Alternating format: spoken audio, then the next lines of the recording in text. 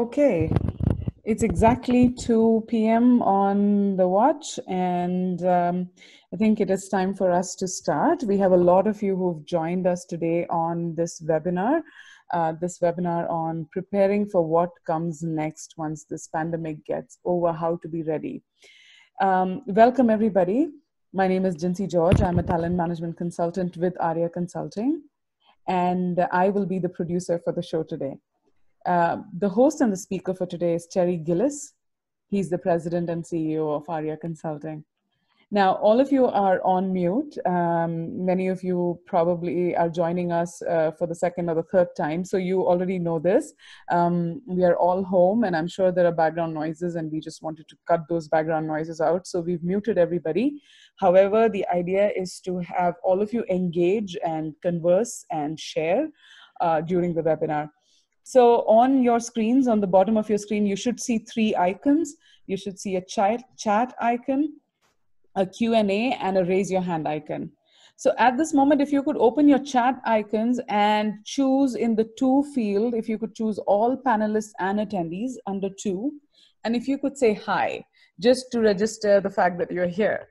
Under to, if you could select all panelists and attendees and just say hi to everybody. Hi, a lot of you saying hello. A lot of you are familiar names. Saw you this morning, virtually, saw you this morning. Hi, thank you for joining, thank you. Okay, there's also a raise your hand icon on the bottom of your screen. You should see a raise your hand icon. If you could raise your hands, just click on that so I can see everybody raising their hands. Great, great. Okay, thank you. That's amazing. So many of you. Thank you. So at this moment, so if you have any questions or anything that you want to share, or if you have something to tell us as we go through the webinar, something around the sound quality or the video quality, please use the chat window to share that. If you have a question, go ahead and raise your hand and I will monitor that and I will let Terry know that you have a question. If you put your questions in the chat window, at the end of the session, we will take it, and we are comfortable staying as long as we need to stay to take all the questions. Also, a recording of this webinar will be sent out to everybody. So the slides will be in the recording. So you will receive that at the end or by tomorrow. Okay, with that, I will now hand over the reins to Terry. Terry is now on video for all of you to see. Over to you, Terry. Thank you very much. Hopefully people can hear me. I've got the earbuds in, so if you have a little bit of trouble, raise your hand, let us know. I did have this bad boy going before, but it doesn't seem to be working. So technology is failing us, and good luck ordering a headset on any of the different marketplaces right now. So we have one hand raised. Please tell me you can hear me. Oh dear. Anyway, yes, okay. I think you're good right now. Okay, perfect. Okay, so really what we wanted to focus on is what comes next and how to be ready, how to get yourself ready for what we hope is the reopening and revival of business. We did a webinar this morning for those that weren't on it on leadership in difficult times. Some of you may have been part of one of those iterations previously. And in that, we talked about the three phases of survive, revive, and thrive. And we're slowly moving into that revive stage where we can actually get back to business. And that's what we really want to focus on today. We're going to be quick, hopefully, and to the point without getting into a whole lot of nuances so that we can leave time at the end for questions so that we can actually address really specific issues as opposed to more the general approach we take in these webinars. But we hope that there's some information here that will help you as you continue to think about what the next steps are or what comes next for you and your business. So the first thing that I would point out is this pandemic will end sometime. We don't know when, but at some point in time, we will either have a vaccine or we will have a adequate treatment that will allow a complete lifting of all the restrictions we have now. Right now, we're taking tentative steps back into the water. We're kind of, if you know, it's like to get in a pool at the beginning of the pool season. You can dive in or you can start at the shallow end. We're doing the shallow end approach here. It's little steps at a time. So, but it will end soon. The thing I do want to point out is that anything that we talk about today is not legal advice. Let me repeat that. This is not legal advice.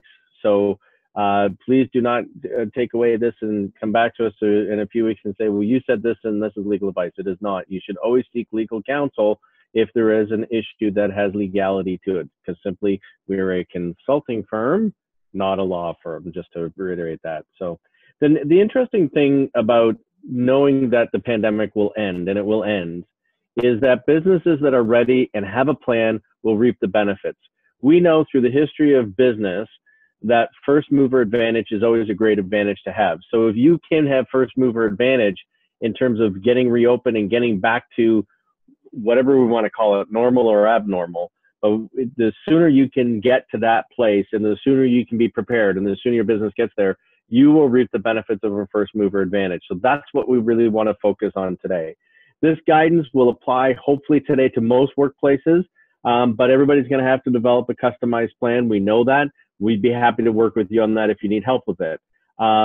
You always want to review and incorporate your own plans, your own policies and procedures. If you're a unionized workforce, you're going to have to be mindful of your obligations under the collective agreement. You can't ignore that. And you're going to want to include and consult with your union representatives, just so that we're clear on that. So the first question really becomes, well, which businesses can open or reopen in Ontario? And we've created this bit.ly link, because the other link that I could post on here is about the length of 6 arms. So if you want to jot this down, or it'll be on the slides that we'll send to you, bit.ly, and then we've just shortened the link to on-biz openings. And this is the Government of Ontario listing of which businesses can be open, when they can be open, what the stages are. So just a quick little link that if you jot that down, put it into your saved links and whatnot, and continually check in on this. This will give you an idea as to when you can open, or if in fact you can be open now, and what the parameters are for reopening. So great little site that you want to dog ear or link on your websites, or on your web browser rather. So the other thing, the most important thing with respect to reopening is every organization has health and safety obligations. So assuming that you can reopen, the question becomes, what are you supposed to do? And quite frankly, one of the neat things that have gone on here is the government also, and again, we've done a bit.ly for you here, so we've shortened this URL down so it's easy to remember, on HS 2020. This will take you to the government's website that will provide an inordinate amount of information around what are your health and safety obligations. So you want to take a look at that. So you will need to do risk assessment. You're going to have to put in controls, and you're going to have to put in you're going to have to put plans in place to protect your employees. So the general consensus under the health and safety legislation is every employer has a general duty to take reasonable steps to protect the health and safety of workers. And that could include personal protective equipment, and it could include, or does include, providing information about risks that are faced by employees coming back to your workforce. We'll talk more about that in a minute, but I just wanted to point out those 2 sites for you, because these are the Government of Ontario directives, which you should always seek out first and go to. So what are some of the things we think you ought to be doing with respect to this? The first thing is, I would suggest, almost forgot this one. This one's huge. The Public Services Health and Safety Association, which is its own independent body, has a great handout. So I got it here. I don't know if you can see this, but it is health and safety guidance during COVID-19 for employers of office settings. If you're in an office setting, and they also have one for factory settings, great little website to go to. So pshsa.ca. It's an arm's length organization, but their information here is rock solid. So you'll be really well served by that particular organization and the documents they have there. So really solid. So back to what we believe we should be doing first and foremost. First and foremost, I think you want to involve your team. You want to involve as many people as you possibly can in this process of reopening. Answering questions like, well, when do we reopen? Obviously, we go back and we check the Ontario government's rules around that. But that just because you are technically allowed to reopen doesn't necessarily mean that you have to. You may want to take some time to figure out exactly what is going on in your marketplace or in your industry. So first question, get your group of people, get your employees involved with this discussion, make it a team type of event. We think that way you're going to get better buy-in. So the first question being, when do we open? Because the next question is, who is first? Who are the first people back to the workplace? Who are the ones that need to be back? Who are the ones that don't necessarily need to be back in the workplace right away? They're working okay from a working from home scenario. There may be some who are still have school-age kids. You're not going to have any luck with, or they're not going to be particularly thrilled to be coming back before the end of June because school's been canceled through to the end of June, and daycare programs and whatnot may not be up and running. So that kind of analysis, who's able to come back, who is going to have the biggest impact if we ask them to come back, etc.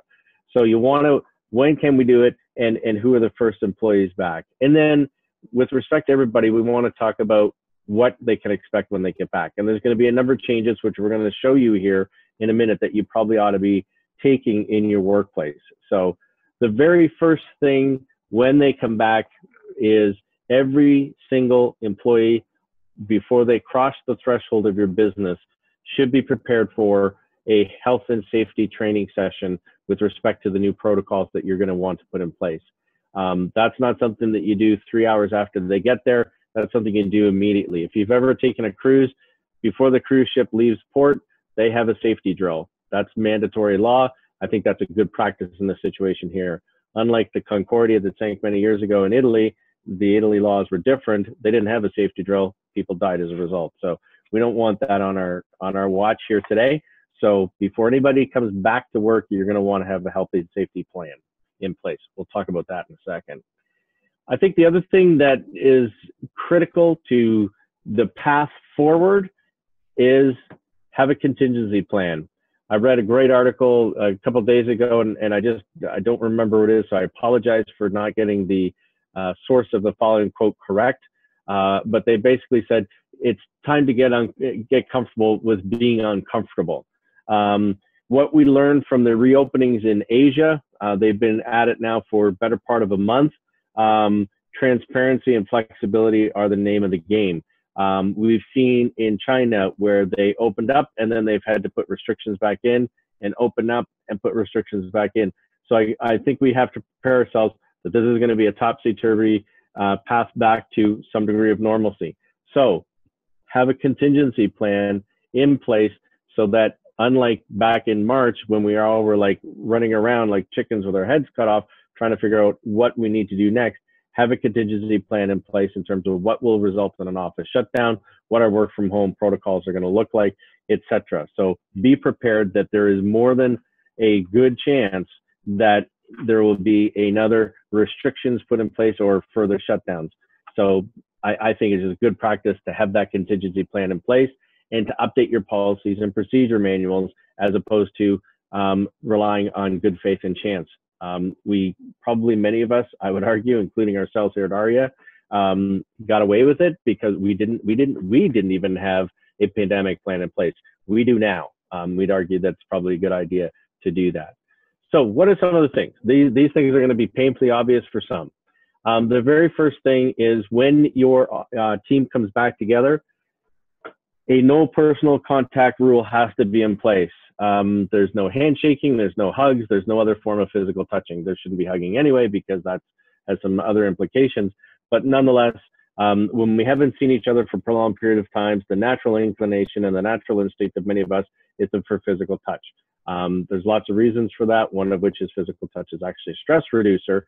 And so it's a natural instinct for all of us. Just the other day, on the weekend, my next door neighbor had visitors come over. They had laid out their lawn chairs, so they were doing the physical distancing. We were like applauding, look at this. And the person who showed up was so overwhelmed with joy at seeing the neighbor, they embraced in a hug, and then they went, oh my God, I'm so sorry. So it's, be prepared. It can happen. So things you want to consider is, when does contact normally happen between people? Is it necessary contact? Is there any personal protective equipment or PPE that our staff could use to reduce the transmission of infectious diseases. If there is essential contact involved, I'm speaking now to those of you who might be in the healthcare or service industries where there'll be direct physical touching. What are some of the things that we could put in place there? But minimize and eliminate personal contact as best that we can. The second thing is, and this one was sort of new to me, which, and again, sometimes things are so obvious, they're right in front of your nose, but you don't really see them or you don't really realize it.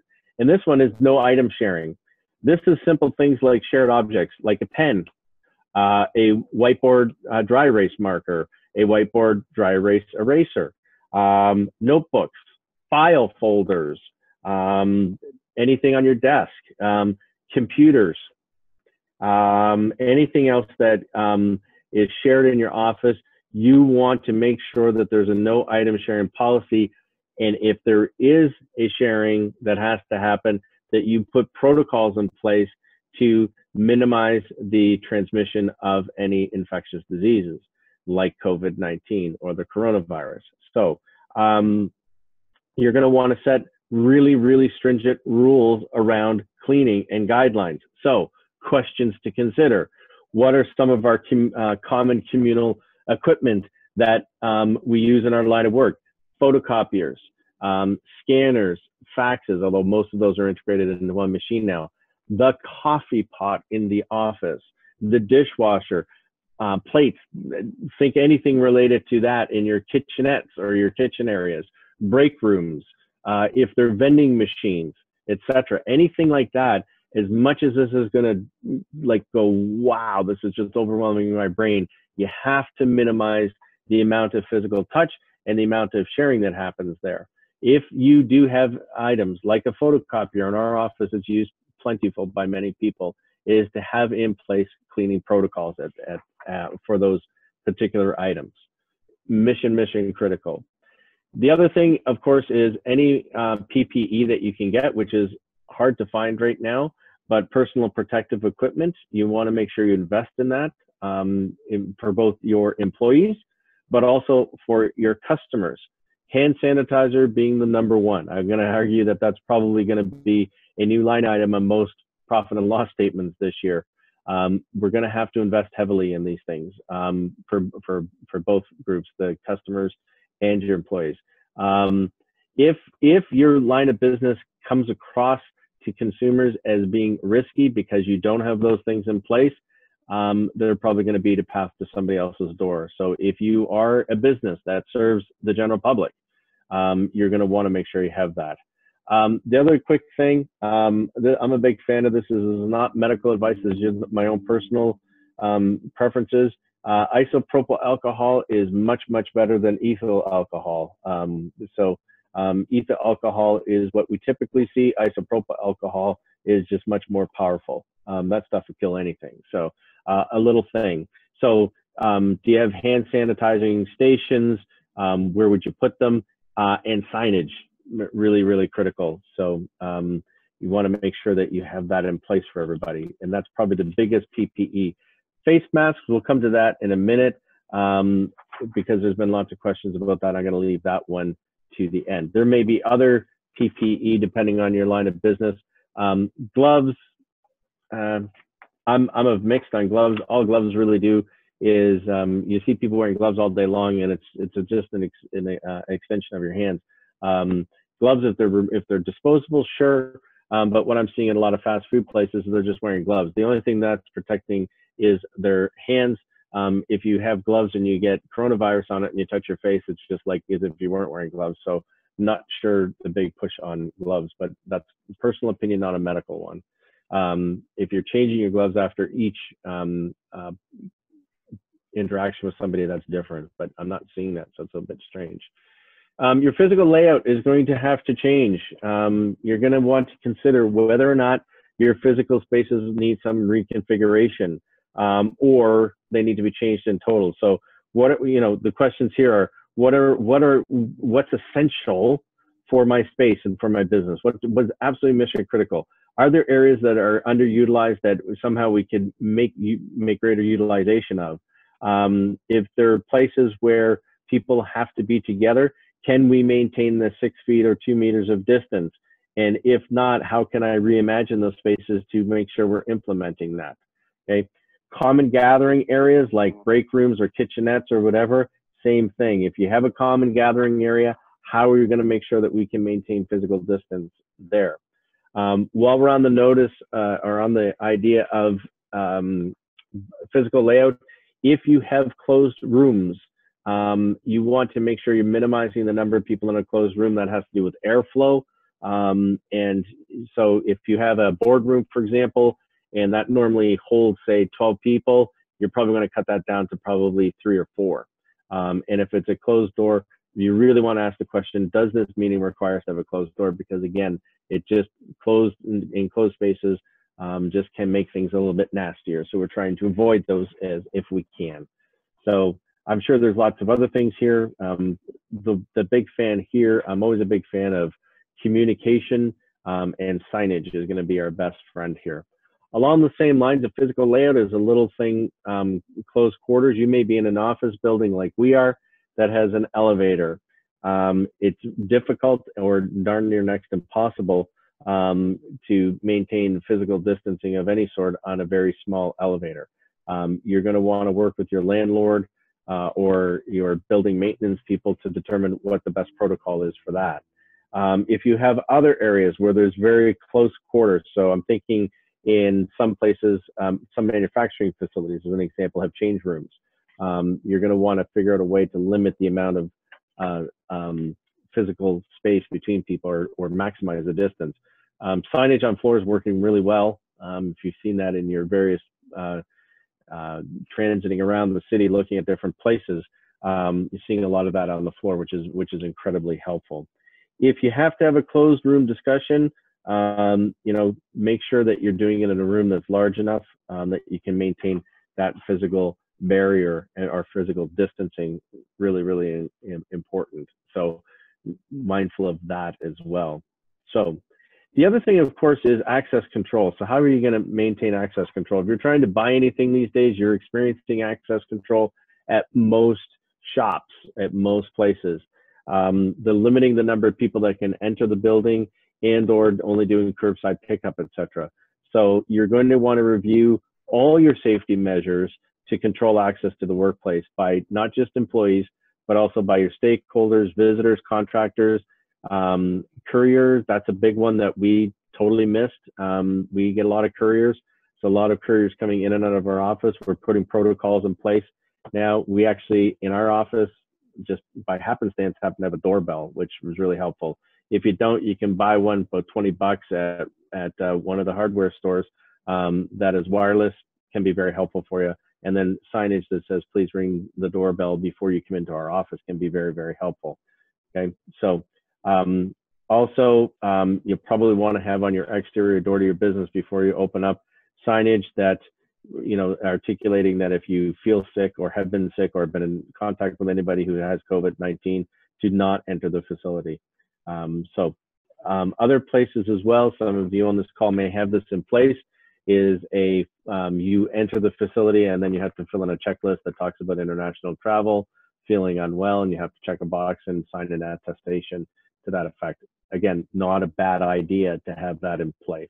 So, of course, the other way you can control access to your facility is through work hours, varying your work hours, varying your shifts, varying break times, and you're really trying to prevent large groups of people all arriving or exiting or breaking at the same time. You're trying to minimize that as best you can. So you may also consider things like self-contained work teams that work on different non-overlapping schedules can be helpful. Again, the mind here is, or the view is always trying to get to minimizing the amount of interaction between people. So how are other ways that we can reduce the likelihood of infection? Basically, you want to think when you're trying to create these different procedures and policies is everybody is a potential contagion. Horrible thing to say, but it's true. If you think that way, you're going to be able to come up with creative ways to address that. Okay, so I just think that's a really, really interesting approach to ensuring that your business is ready for what comes next. Communication is always important. And this is where creativity comes really important. You've got verbal and you've got nonverbal communication. Use both to your advantage. Signage, incredibly important. Updating your policies and procedures, hugely important right now. This is a time when more information, not less, is absolutely critical. The other thing we know about communication is, say a message once, somebody hears it, say it twice, they might start to get it. Say it 7 times and they actually start to understand it. So it's a competitive, repetitive process that ensures that the message gets through. Don't assume just because you put up a sign that everybody's going to understand that. Some of the questions we've been getting here at Ahria, and again, we're not legal advice on this, but we can give you some HR guidance, and that is, what about absenteeism or work refusals? So there is a very strong likelihood that people may not come to work, or they may refuse to come to work. So some may be afraid to return to work. Others may face special circumstances themselves, like compromised immunity, or they may have home issues that are impacting their attendance, like child or elder care obligations. And of course, some may actually fall ill.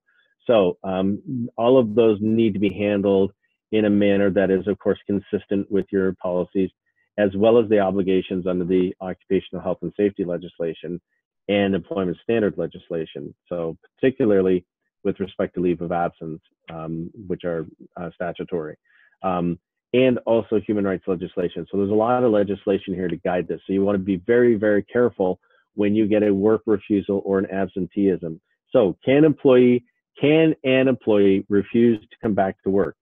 An employer can never force an employee to do anything. However, if an employee was refusing to come back to work for a reason completely unrelated to health and safety fears, then in most circumstances that person has resigned. However, with coronavirus and COVID-19, the things get a little bit muddy. So if the employee refuses to come back to work because he or she is afraid of unsafe conditions, then you as the employer have a duty to follow a specific work refusal procedure. And it goes something like this. Stage 1 is the worker considers the work unsafe. The worker reports this to his or her supervisor. The worker may also wish to advise the worker safety representative on the Joint Health and Safety Committee if such a person exists. The worker stays at home in a safe place, and then the employer and or the supervisor investigates the employee's concerns. If the safety issue is resolved, the worker then needs to come back to work. If it's not resolved, the worker stays at home. If the safety is not resolved and the 2 parties do not agree, then you proceed to stage 2. And a COVID-19 work refusal in stage 2, if there's a reasonable ground to believe that the work is unsafe and the worker continues to refuse and remains in a safe place, then you're probably going to need to involve the Ministry of Labor. Employees will stay in safe, the Ministry of Labor will investigate, they will make a finding, and based on that finding, we'll determine what your next steps are. So if somebody, and this is going to be tricky and you're going to need to get legal advice on this, but if somebody is suggesting they're not coming back to work or not showing up to work, then it needs to be investigated thoroughly and addressed. You can't just let it go. You got to address it. So we can certainly answer specific questions on that. And this is tricky stuff, we know, but the other thing you have to be mindful of, we do believe, is this piece of legislation that came down fairly recently, which is the Infectious Disease Emergency Leave. This provides job protection for employees who are as follows. The employee is under medical investigation, supervision, or treatment for COVID-19. The employee is acting in accordance with an order under the Health and Protection Promotion Act. The employee is in isolation or quarantine in accordance with that act. The employer directs the employee not to come to work because of a COVID-19 workplace potential spread. The employee, and this is critical, the employee needs to provide care to a person for a reason related to COVID-19, such as school or daycare closure. Big one that's going to be hitting our businesses over the month of June. And And if the employee is prevented from returning to Ontario because of travel restrictions. This infectious disease emergency leave was just passed at the outbreak of this, and it's now legislation which now guides our actions with respect to it. If you'd like more information on that, you can contact us directly or go to that government site that we had at the beginning of the slide deck here. That'll give you more information on that. So lots of information coming at you here fast and furious. That's why we're recording this, so you can go back and get it and pick it up later. A couple of questions that have come across our desk in the last week, which thought we should address. This one was a big one. Can we take employees' temperatures? This one, I don't want to provide any sort of legal opinion on this, but I think this one is potentially dangerous. Here's why. Because if you take an employee's temperature and you're not a trained medical personnel, and you make a determination the person can't come to work because they have an elevated temperature, not sure that that's going to fly too well. The other thing too is you have issues around privacy. You also have some issues there around human rights. It's a dodgy situation. Unless you have access to qualified medical personnel who can do this on your behalf, I would suggest this is potentially tricky, at least in my mind. So you can always ask them to take their temperature on their own at home. And then if they have to go on a job protected leave, don't forget that CERB, the Canadian Employee Relief Benefit, is in place, and that allows them to take 2 weeks and get paid. So that's just a little tricky one. This one, absolutely mission critical. I can't stress this enough. When I talked earlier about contingency plans, most of us are going to get a hall pass on this one because we weren't prepared for this. You will not get a second chance. You'll not get another mulligan for those of you who are golfers on this. You need to move to update your policies and procedures around leaves, around pandemics, around outbreaks, around working from home policies. I suspect there's a lot of people that are going to be scrambling to get their policies and procedures updated. We don't know what's going to happen with this pandemic. We may get a reprieve over the summer. It may come back with a vengeance in the fall. We simply do not know. But if it does come back and we're back to where we were a couple of weeks ago with complete shutdown, and you don't have policies and procedures in place, I don't think there will be an era of forgiveness that exists today. So this is an opportunity for you to get it right and get your contingency plans in place. Nobody saw this coming. We can't say that again, because this is the most bizarre thing we've all probably experienced in our lifetime. So we need to be ready for that going forward. For those of you who've been on my webinars, you know what my next slides are going to be. These are my paternalistic slides, so I apologize ahead of time for it. But nonetheless, strongly believe get some sunshine whenever you possibly can. This is so huge to me. I went out for a walk at lunchtime. It's glorious outside today. Sunlight is just beautiful. It helps us create serotonin.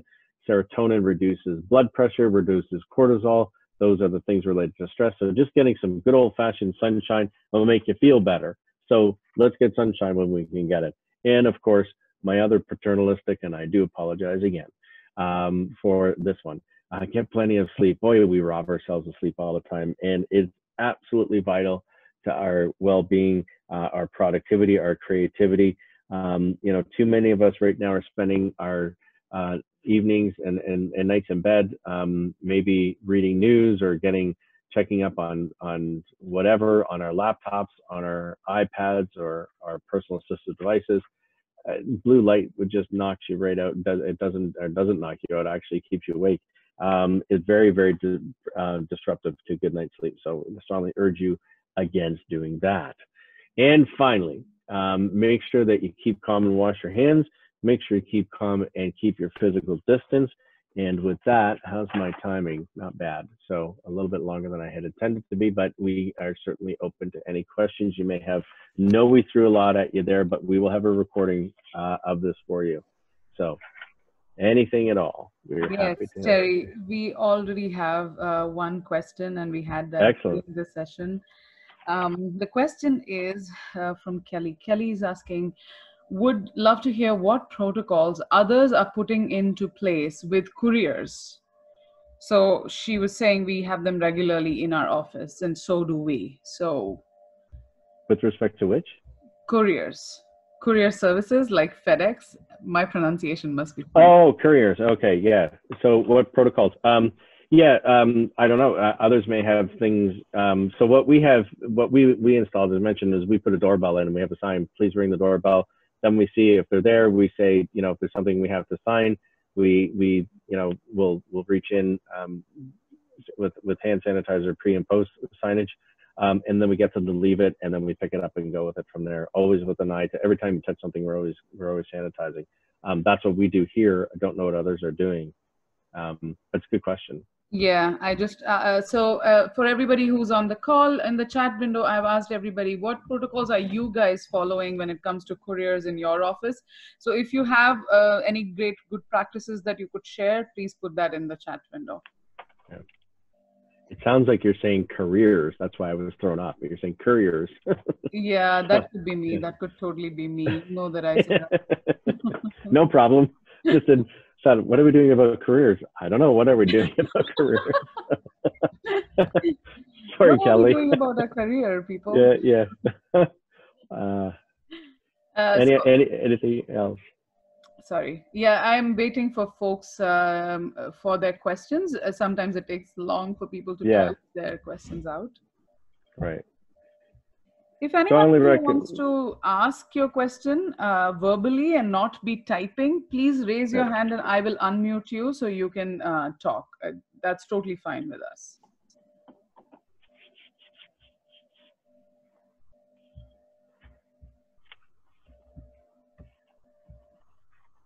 While we're waiting on that, if there is any, the document from the Public Services Health and Safety Association, I just want to reiterate the importance of that document. It's absolutely really, really well done. It talks about everything from protecting yourself, reporting illnesses, how to the Ministry of Labor Training and Skills Development and Workplace Safety and Insurance Board reporting requirements, if you're looking for information on that, how to establish an effective occupational health and safety and infection prevention and control plan. So again, with respect to those policies and procedures, great stuff that you can get from there. How to do cleaning and disinfection, how you share information, post your policies, implement physical distancing. I mean, this is the playbook that I think a lot of you can probably get some good information from to help you implement new policies. So really, really solid document that we tripped across in our research on this. As always, if you're stuck with anything or whatnot, feel free to reach out to us at ahria.ca. Send an email to ourselves. We are offering half-hour free consultations while this crisis is in place. So don't feel like you know, this is going to cost you a fortune. It won't. Certainly not. I mean, unless you have zero policies, in which case it might be a bigger issue. But if you need any advice, we're happy to do that. So, so Terry, for the courier question, we have one of the participants who have contributed to that question. So Kim says, we have sanitizer at the front door. Door is locked and couriers knock. So far, they have not required a signature. They have just asked my name. They've been leaving the package at the door, and then we retrieve items and use sanitizer again after handling the parcel. Yeah, so that's the other thing. If you are getting anything ordered to your office, you know, no signature required would be a great checkbox to put on that. I know I just had a new printer arrive yesterday because my other one died. And I mean, it's a big monster printer. You can probably see it's over there. They just asked my name because there's no signature required. I just want to make sure it's the right person. So that worked out well. It's funny how technology fails us when we are homebound and don't have stores. Yeah, from headsets and printers. Everything, yes. Yeah. So we have another good question here, Terry, and something that would probably get our minds going, which is, do you have any recommendations for running a summer camp with good health protocols? Asks Patsy. Yeah. Any good for running a good question. Actually, it's funny because both of my kids and my two youngest kids are in high school, the twins, and they have camp jobs. And we were actually talking about this last night about how whether or not camp would be running or not. You know, the tricky part to camps is going to be how do you keep kids at you know, at a safe distance. So unless it's an absolutely monumentally huge piece of property that you're in, or a big facility that you're in, that's going to be really, really tough to do. Easy to do in a day like today. You can put them in the field and, you know, make sure that they maintain a distance. That's going to put a lot of pressure on camp counselors, I'd argue. It's the daytime when it's raining outside. That one's going to be tricky. I did see something very, very unique on a video yesterday, and I forget where it was. I think it was somewhere in the U.S. where they actually have tables that are on wheels with inner tubes around them, so that you constantly have 6 feet, or have 6 feet around you on either side of you, and it's for a bar. Go figure. And so you crawl into one of these things, and then there's a tube around you, and you have your drink on it, and you can socialize with people. But between everybody, I guess there's 3 feet because the other person's 3 feet, ergo 6 feet. So if you've got an entrepreneurial mindset, you could probably build a summer camp with those inner tubes around tables or something on wheels. That sounds like a huge capital investment, but I did see that. Those are going to be very, very tricky. But I don't see how we cannot have summer camps. I mean, let's face it, you parents out there who have young kids or kids that are still school age, who you know, need care 24/7, or at least minimally during the day. I don't know how much longer you can go. My kids are grown. I'm so thankful for that. But I just, wow. I mean, there's going to have to be some reprieve here. So I'm not sure exactly what's going to happen there. But if you got lots of space, if you own a big farm with a big field, open a summer program. Make it like a bandit. So. Terry, there is a need for the links to the documents that you have shared. Sure. So if all right. Yeah. Here, why don't I just read them to people and then they can just jot them down? How's that? Is that all right? Or do you want to just show us the slides so folks have time to just? Yeah. Okay. Let's just go back and do the slides. So let me just do it that way. That's fine. So so this is the Government of Ontario listing of which businesses can open. So bit.ly and then /onbiz openings. That's just, we've shortened the URL for you to make it easier. OnBiz openings. And the other one with health and safety is bit.ly /on HS 2020. So Ontario Health and Safety 2020. So that's the health and safety obligations that people require. Okay. I have one link in the chat box. Terry, can you go back to the link prior to this? Yeah, this one.